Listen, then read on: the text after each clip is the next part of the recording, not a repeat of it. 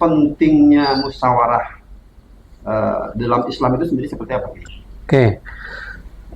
Mungkin kadang-kadang kita lupa ya bahwa musyawarah itu adalah perintah Allah Subhanahu wa taala. Dan perintah Allah itu kalau kita kerjakan pastinya akan membawakan keberkahan, membawakan kepada kita pahala. Jadi orang selalu mengatakan, "Wah, udahlah nggak usah musyawarah, kita langsung aja." Nah, mereka lupa bahwa bermusyawarah itu perintah Allah, dan setiap perintah Allah yang kita laksanakan itu ada keberkahan, ada kebaikan, dan ada pahala baik di dunia maupun di akhirat. Karena di dalam beberapa ayat Quran Allah menjelaskan dan memerintahkan kita, wa amruhum syura bainahum. Dalam setiap urusan kita harus bermusyawarah. Artinya musyawarah itu curah pendapat, tukar pikiran, itu dalam segala bidang. Dalam kepemimpinan, dalam kepemerintahan, antara dalam satu keluarga.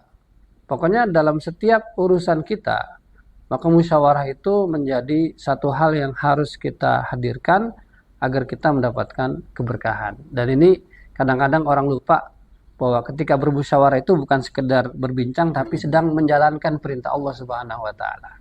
Menurut Kiai, apa nih cara untuk para orang-orang yang mungkin barangkali yang saya sampaikan tadi bahwa mereka tidak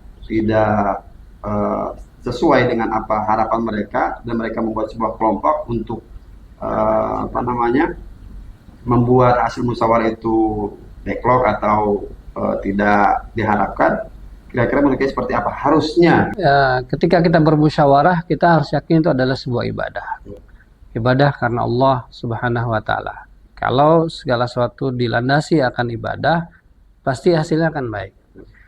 Yang kedua, dalam bertukar pikiran, tentunya perlu ada adab-adab yang kita perlu pertahankan dan kita hadirkan. Karena kadang-kadang orang namanya musyawarah, tapi di dalamnya gontok-gontokan. Nah, itu bukan musyawarah, tapi itu cuma pertemuan saja.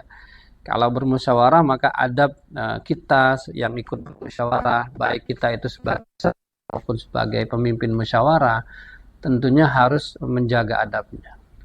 Dalam sebuah riwayat bahwa Rasulullah SAW sendiri sebagai seorang nabi, beliau juga meminta pertimbangan, meminta masukan, meminta pendapat dari sahabat-sahabatnya. Ini seorang nabi ya, apalagi kita.